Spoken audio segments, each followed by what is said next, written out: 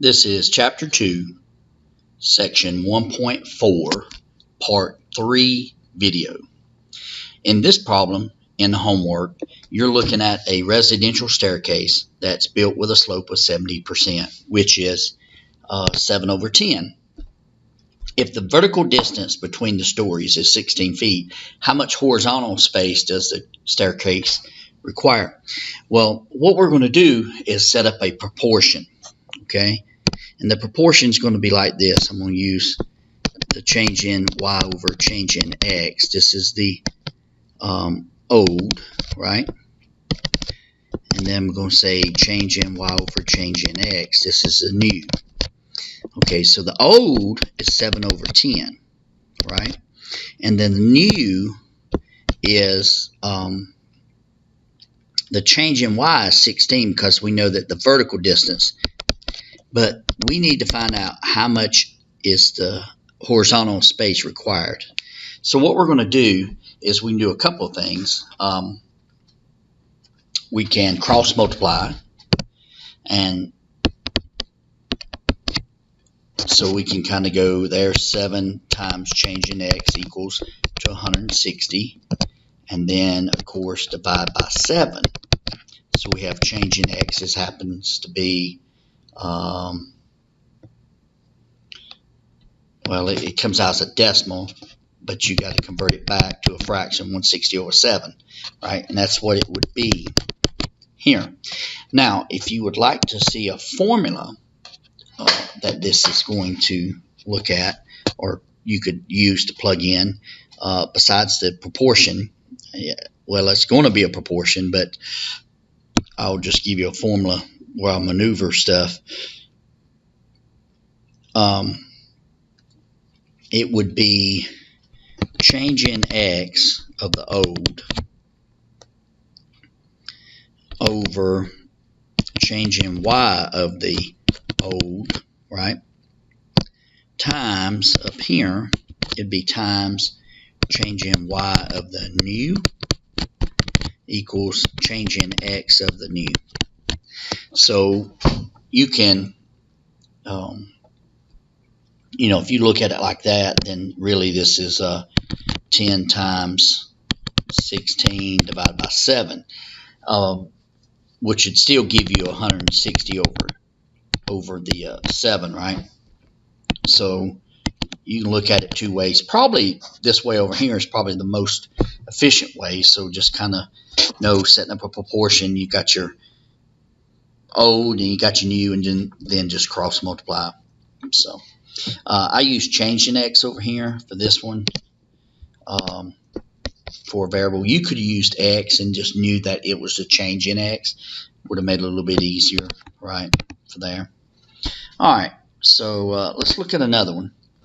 All right, so they're going to give us a table, and this table has x and y's, and some of them are missing, and they say find the slope and then find the missing table entries. So first thing is, let's go look at our table.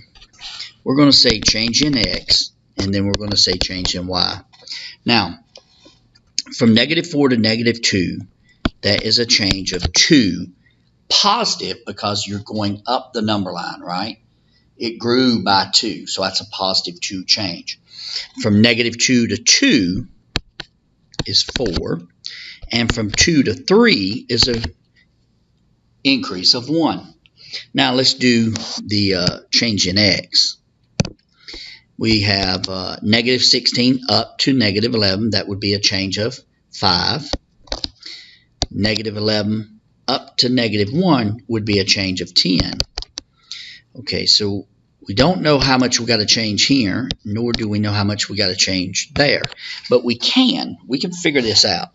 Okay, so what we're going to do is, if we get it back to a unit rate, okay, meaning our change in x is 1, then we can do some basically multiplication like we did on the first couple of problems. But let's just look. The first, let's say that's 5 over 2. And if I do that, 5 divided by 2 is really 2.5 over 1. Now, because the denominator is a 1, that would mean it's a unit rate. Okay, so basically you can take this times whatever x value and know how much you're going to be changing. For example, if I changed 1 in the x here, if I multiply 2.5 times 1, then I know I'll change 2.5 over here, which would leave me with 1.5, right? Now, this would be 7.5. From 1.5 up to 9 is 7.5. Okay, so how do we go about doing this? Well, that's a change in y. And if you look back at the previous problem, you can, how many, well, I guess it's easier just say, hey, my change in y divided by my old change in y. So that's, what is it, 7.5 divided by 2.5, which equals 3. So this went up by 3. So this ought to be 6. Because if I take 6 times 2.5, guess what I get? 9, which is what that is. So it says find the slope of the line. I would put 2.5. Okay. Now, they may want you to put, and you don't have to put over 1 because a whole number or integer is understood to be over 1. They may want you to write it like this. So whatever I think the decimal should be okay, unless it's a non-terminating decimal, then you leave it as a fraction. But if you get it back to the unit rate, which is what you're going to need to do with the denominator being 1, you should be okay. All right, so let's look at another one. This one is a temporary typist's paycheck before deductions is given in dollars by S equals 10T, where T is the number of hours you've worked. So basically what we're doing is use the 2 points on the graph to compute the slope. We're not going to do that because if you understand linear equations, y equals mx plus b, and we know that the m is 10 here, so that's really 10. But we can prove that. You can take each one of these t values and plug them back into the equation. So s equals 10 times 2, which equals 20. Okay? So you can say 20. And then you have, let's do the next one, s equals 10 times 8, which is 80.